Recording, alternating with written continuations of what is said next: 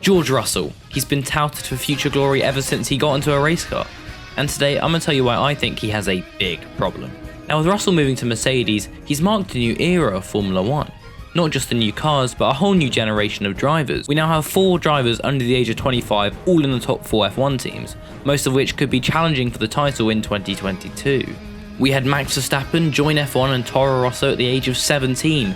Then a year later, he joined the Red Bull outfit in 2016. We had Charles Leclerc going to Sauber in 2018, just off the back of winning the Formula 2 title, and then the following year in 2019, he moved to Ferrari to partner Sebastian Vettel. In that same year, Lando Norris joined McLaren, and we had George Russell who joined the struggling Williams team. And then finally, George had been called up to the Mercedes work team for the 2022 Formula 1 season, to replace the outgoing Valtteri Bottas. It's strange how these guys look so similar. Same with George here, and this guy looks kinda weird. Anyway, back to F1 and George Russell. Let me give you a quick overview of the fella. He was born on the 15th of February 1998 in Kings Lynn, England. This is also the home of former F1 driver and now Sky Sports commentator Martin Brundle. Like many other young aspiring Formula 1 drivers, George was thrown into a go-kart at a very, very young age. He won loads of titles in karting. Let me give you a few examples. British Kart Masters Cadet Class, MSA Cadet Class, British Open Championship, the CIK FIA European Karting Championship, that's a mouthful, and the KF3 Winter Cup, just to name a few. Then in 2014, George made the move to car racing and debuted in the Formula Renault Eurocup and Alps series. Here he scored 123 points and finished 4th. Not too shabby, eh? But then the real success would come later that year when he would win the British Formula 4 Championship with almost 500 points to his name. And then he went to the European Formula 3 Championship and competed in the Macau Grand Prix in 2016. And then straight after that he came home and finished 3rd in the European Formula 3 Championship. Now around this time the Mercedes Junior program was starting up again, and they needed some good junior drivers to secure their future. And they picked George Russell as one of them. He then moved on to GP3 with ART Grand Prix in 2017, and guess what? He won the whole title in his rookie season. Now if you don't know, if you win either the Formula 3 or Formula 2 title, you can't compete in that series again. So obviously after George won the title, the only option was up. So for the 2018 season, George entered the newly named Formula 2 Championship, alongside the likes of Lando Norris, Alex Albon and Nick de Vries. It was a tough group of drivers to compete against, but of course George dominated. He had 7 wins out of the 24 races. That's almost a third of all races, and he finished with 287 points. Now by this time, Mercedes had already gotten him a contract with Williams for the 2019 season. Now George was the underdog. He was joining a team that had been on a decline for the past few seasons, and they needed a lifeline, so they had a whole new driver lineup for 2019. One of the seats was occupied by George Russell, and the other by Robert Kubica, a legend in the sport. Although the Kubica who was returning was not the one we once knew, as of course he had his horrific rallying accident. This means he pretty much had one hand, and he was driving with one hand. Now how would George compete against a Formula 1 race winner? Well, George wiped the floor. He was the only driver to have a 100% record in qualifying against his teammate.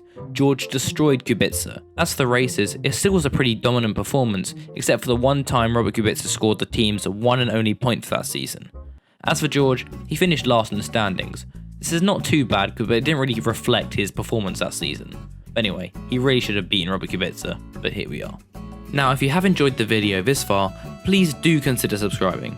It's free, only takes a few seconds, and you can always unsubscribe later if you want. And while you're down there, leave a like, thanks.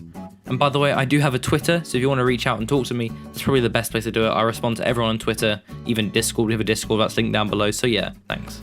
Then it's the same kind of story for 2020, but instead of Robert Kubica, he faced the menace, the king of speed, the unstoppable Nicholas Goat Tiffy.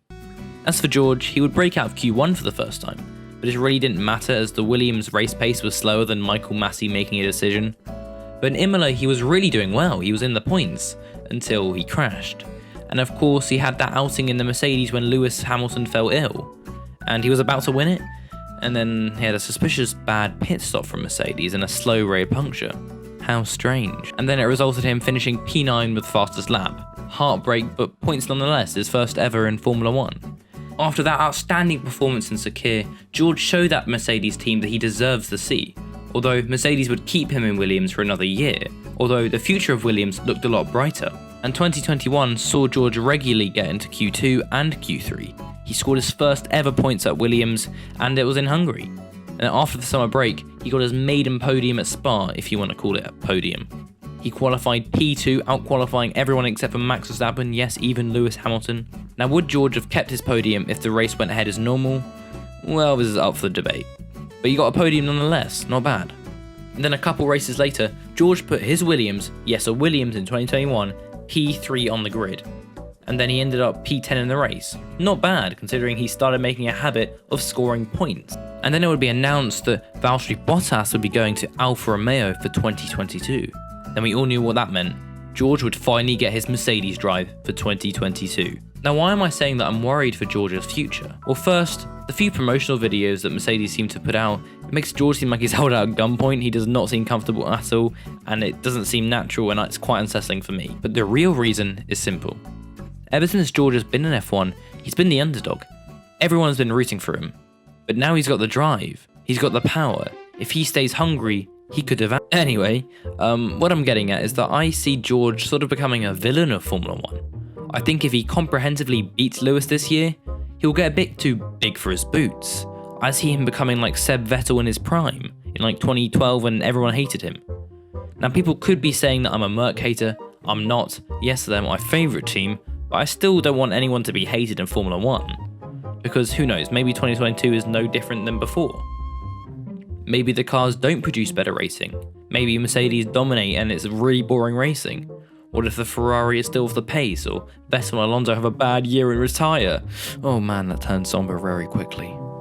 So what I'm trying to get at here is I think George will become a bit too cocky if he absolutely dominates in the season of 2022.